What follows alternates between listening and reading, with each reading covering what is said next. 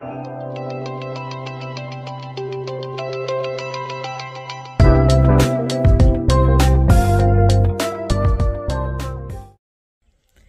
Guys, welcome to my YouTube channel know the things with Chandni.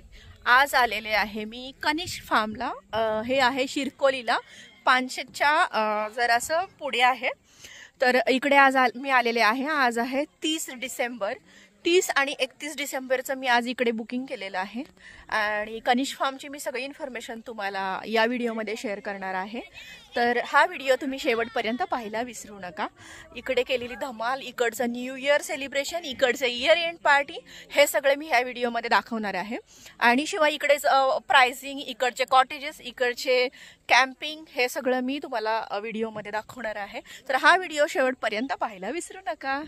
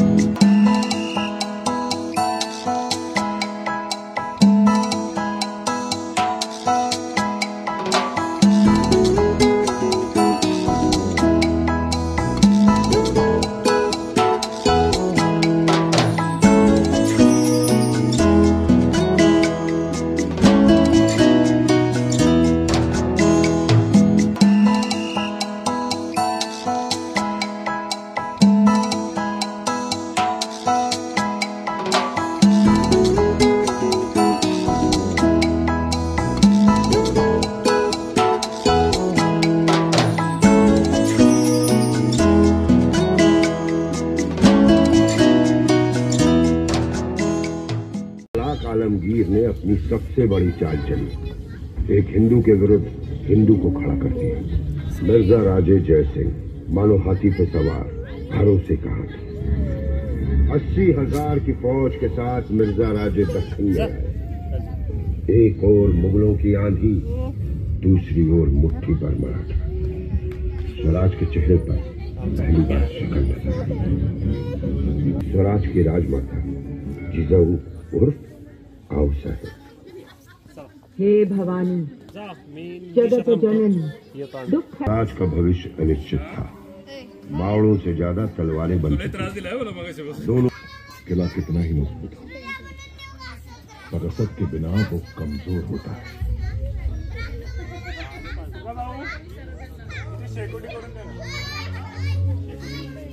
जब दुश्मन को हराना और खुद की हार मंजूर ना हो। खरीदा भेजो मिर्जा राजे को, क्या नाम खुद आएंगे।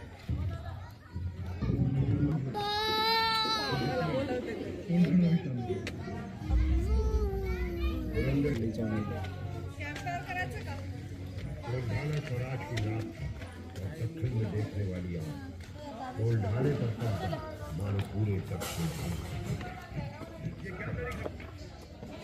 डालने के मौके कभी कभी आते हैं, हम बगल तो है ही मौका पर।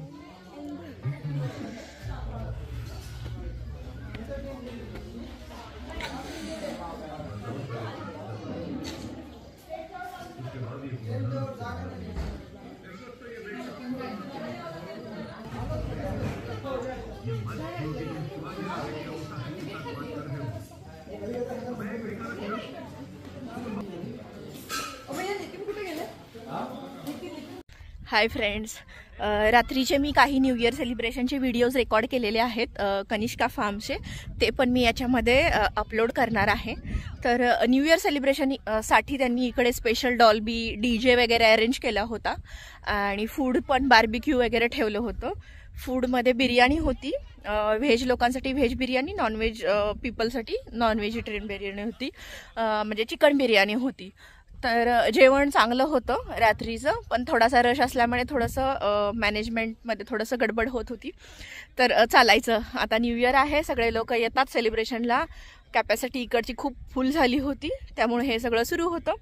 आणि इको फ्रेंडली प्लेस आहे, त्यामुळे सगळे लोक इकडे येण्यासाठी प्रिफरन्स देत होते। दुसरी गोष्ट की जर तुम्ही इकडे येण्याचा प्लॅन करत असाल तर ऑफ सीझनला ट्राय करा, आणि पेरेंट्सला घेऊन येणार असाल तर नक्कीच तुम्ही ऑफ सीझन ट्राय करा, कारण की न्यू इयरचं वातावरण इकडचं थोडंसं खूप जास्त दंगा, DJ, डॉल्बी आणि ड्रिंक्स करणारे लोक वगैरे असतात, त्यामुळे ते पेरेंट्सला काही झेपणार नसतं।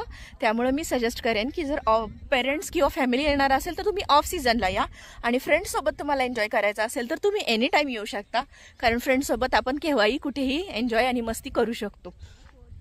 तर हे आजचं माझं तुम्हाला सजेशन असेल कनिष्का फार्म हाऊससाठीचं।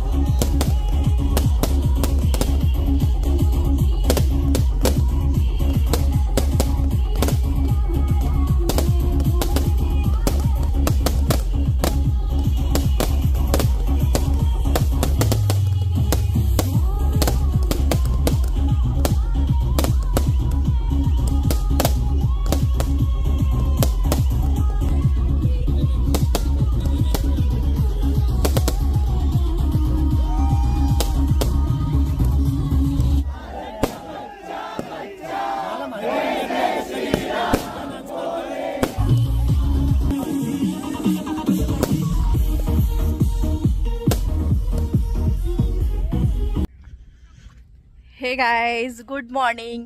नवीन वर्षाची जोरदार अशी सुरुवात झालेली आहे आणि माझ्या चॅनलतर्फे know the things with Chandni तर्फे तुम्हाला नवीन वर्षाच्या खूप खूप शुभेच्छा। हे वर्ष तुम्हाला सुख समृद्धी, आनंदी आणि भरभराटीचे जावो हीच सदिच्छा। तर न्यू इयर सेलिब्रेशन करण्यासाठी विथ फॅमिली मी इकडे पुण्यापासून 55 किलोमीटरच्या अंतरावरती आले होते, कनिष्का फार्म हाऊसला आले होते, जे पानशेतच्या पुढे आहे, शिरकोली गावामध्ये आहे। हे इकडे आम्ही आलो होतो 30 आणि 31 तारखेला इकडे आम्ही स्टे केला होता। 30 तारखेला थोडा एक असा चांगला रिलॅक्स डे गेला। 31चा थोडासा हेक्टिक वाटला मला, कारण थोडासा क्राऊड होता, रश होता त्यामुळे। तर 30 तारखेला मी कॉटेज घेतलं होतं। कॉटेजचे रेट 3000 पर हेड, म्हणजे 3000 पर पर्सन होते कॉटेजचे, आणि एका कॉटेजची कॅपॅसिटी 6 लोक, म्हणजे 6 लोक एका कॉटेजमध्ये राहू शकतात. आतमध्ये वॉशरूम, तुम्हाला गादी, बेड अशा सगळ्या फॅसिलिटी दिलेल्या आहेत त्यांनी. फूडची क्वालिटी यांची ओके आहे. म्हणजे जे सिटीमधले लोक आहेत त्यांना माहिती नाही आवडेल की नाही, पण ज्या लोकांना गावाकडची चव चाखायची सवय आहे अशा लोकांना आवडेल. फूड असं ऑथेंटिक वाटलं मला. व्हेजमध्ये वांग्याची भाजी होती, भेंडी होती, चपाती, पापड वगैरे असं होतं त्यांचा मेन्यू. आणि नॉनव्हेज लोकांसाठी म्हणजे नॉनव्हेज खाणाऱ्या लोकांसाठी चिकन इकडे होतं, चिकनचा रस्सा, चिकनची भाजी आणि चपाती असा ह्यांचा मेन कोर्स होता. ब्रेकफास्टमध्ये इकडे यांच्या ऑप्शन्समध्ये पोहे, उपमा, शिरा वगैरे असे रेग्युलरच आयटम्स होते. इव्हनिंग स्नॅक्ससाठी यांच्याकडे हाय टीमध्ये भजी म्हणजे कांद्याची भजी, चहा, कॉफी आणि लहान मुलांसाठी जर तुम्हाला काही फूड हवं असेल तर ते किचन ॲक्सेस देतात. हे त्यांचं एक चांगला पॉझिटिव्ह पॉईंट आहे. स्टाफ इथला खूप असा छान असा कॉपरेटिव्ह वाटला मला. पण थोडंसं एकच हेच आहे की हे पुण्यापासून थोडंसं दूर आहे, 55 किलोमीटर. रस्ता थोडासा खराब आहे. मधल्या अर्ध्या रोडपर्यंत तुम्ही स्मूथली येऊ शकता आणि अर्ध्या रोडपासून थोडासा रस्ता खराब असल्यामुळे थोडंसं डिफिकल्ट वाटतंय. 1 तासाच्या जर्नीसाठी कमीत कमी 2-2.5 तास तरी तुम्हाला टाइम स्पेंड करावा लागेल. पहिल्या दिवसाचा स्टे मी इकडे कॉटेजमध्ये घेतला होता, जे मी तुम्हाला आधी सांगितलं. आणि दुसऱ्या दिवसाचा स्टे मी हा टेंट हाऊसमध्ये घेतला होता, बिकॉज न्यू इयरमुळे कॉटेजेस अवेलेबल नव्हते. टेंट हाऊसचा रेट इकडे 1600 रुपये पर पर्सन त्यांनी ठेवला होता न्यू इयर निमित्त. त्याच्यामध्ये 3 टाइम्सचं फूड इन्क्लूड होतं तुमचं, जसं की ब्रेकफास्ट, हाय टी आणि डिनर इन्क्लूड केलं होतं त्यांनी. टेंट हाऊस पण त्यांनी छान असे मेंटेन केले होते. थंडीचा बिलकुल त्रास झालेला नाही आहे. पण थंडीमध्ये जर तुम्ही प्लॅन करत असाल तर प्रॉपर तुमचे वुलनचे कपडे वगैरे कॅरी करून तुम्ही प्लॅन करा असं मी सांगेन. आणि जसे की स्पेशल ओकेजन्स आहेत की सेलिब्रेशनसाठी लोक येतात इकडे, रश असतो न्यू इयर वगैरे, तर थोडंसं ॲडजस्ट करावं लागेल तुम्हाला. कारण की इकडे इको फ्रेंडली आणि निसर्गरम्य वातावरण असल्यामुळे खूप लोक इकडे येण्यासाठी उत्सुक असतात. तर जसं रश असेल तसं तुम्हालाही थोडंसं ॲडजस्ट करावं लागेल. बाकीच्या डिटेल्स मी डिस्क्रिप्शनमध्ये टाकणार आहे आणि टायटल्समध्ये पण टाकणार आहे.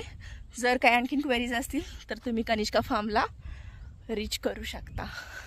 थँक्यू. पुन्हा एकदा न्यू इयरच्या खूप खूप शुभेच्छा.